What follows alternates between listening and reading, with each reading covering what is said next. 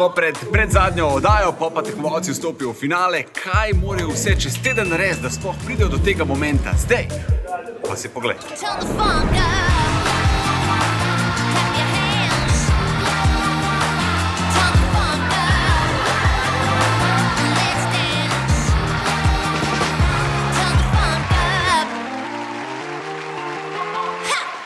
Naš teden se začne tukaj v ProDancu. Tukaj se prvič spoznamo poglobljeno s komadom in likom, ki ga moramo imitirati, tako da to je kot nekakšna prva postaja Poligona. Tukaj nam Darja pokaže, kako to odpeti, potem Miha, kako tudi odplesati v nedeljo, potem Tilen, kako vse to skupaj tudi odglumiti.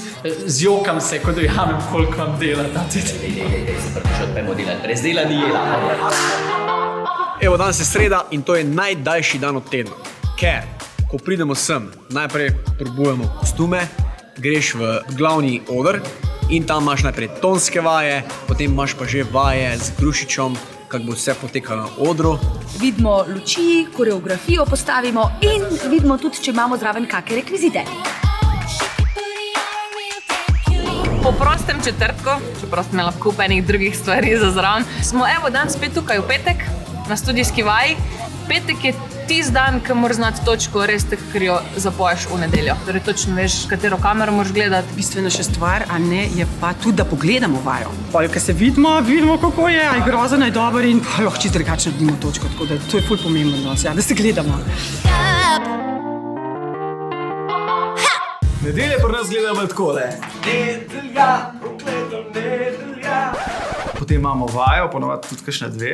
Potem se začne pa tole, ne? Matranje, maska, obleke. In zdaj smo tam, tik pred nastopom. Sledijo zadnje popravke maske, kostuma in zadevce in monitorji. Brez njih ne slišimo nič.